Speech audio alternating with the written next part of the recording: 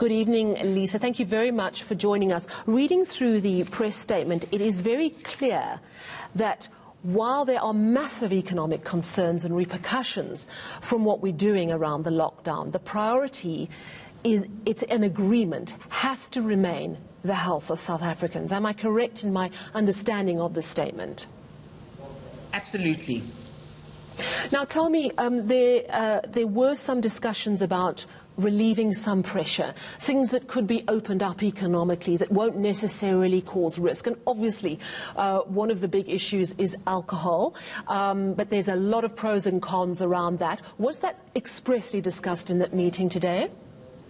No, no. There was no discussion on alcohol in our meeting.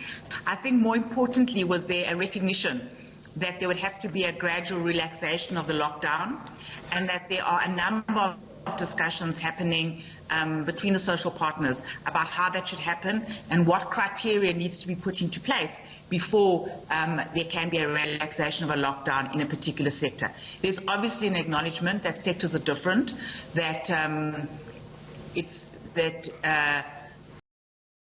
workplace level, employers would need to do that together with employees, and then make sure that where workplaces are going to be open, that there is health and safety measures in place, that there are sanitizers, that there is social distancing, and what other mitigation measures there can be.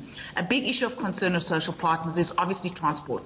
It's not only a matter of the worker being safe in the workplace, but the worker must feel safe going to work and coming back from work as well. Now, obviously, health is a priority, and Nedlac is absolutely emphatic about that. But the reality is people are starting to starve, and we're seeing a massive sort of social outreach to try and provide food parcels. But at some point, we have to start taking risks, calculated risks, and you say we need an assessment. Surely individual industries have already started assessing the risks of opening up. And if surely that's the case, which areas are you actually practically looking at as a possible next step? As I said, we are not, there wasn't a discussion about the sectors. I think that one of the things that the social partners are looking at is that, in fact, to ensure that there's health and safety in the workplace, there may need to be a directive. Because also it's often very hard to do a risk assessment with employers and workers together when the workers at the moment are on lockdown. So that really is some of the areas that the Nedlac social partners are looking at. What do you mean by a directive? How would that make things different? I mean, it was quite interesting. Just before we started chatting, I was speaking about this Pick and Pay in Mitchell's Plain that had to be closed down. And one thing that David Esau said, it's all very well to have things on paper, but if in practice it's not happening, we have a problem.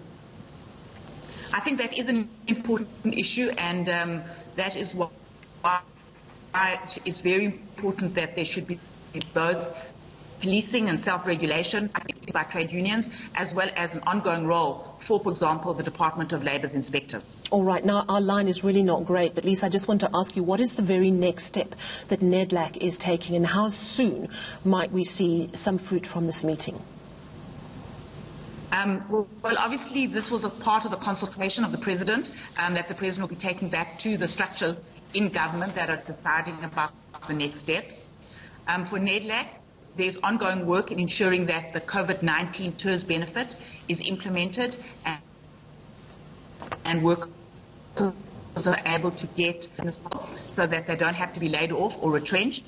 And then, as I said, there is work happening about, in preparation for the relaxation of the lockdown, what measures must be in place in workplaces for that to happen. Lisa, we've heard a lot of complaints about TERS, the UIF, the employee relief system just not working well. Was that specifically addressed today?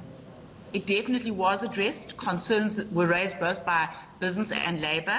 And however, there is a commitment by the Minister that these things should be improved. And I think the point was made, including by the President, that mistakes are made, there are hits and misses.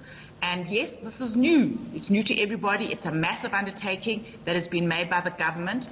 But I think with the support of the social partners, that it will work out and workers will get this benefit. Well, thank you so much. I really do appreciate you coming through to chat to us. That's Lisa Seftel of Nedlac.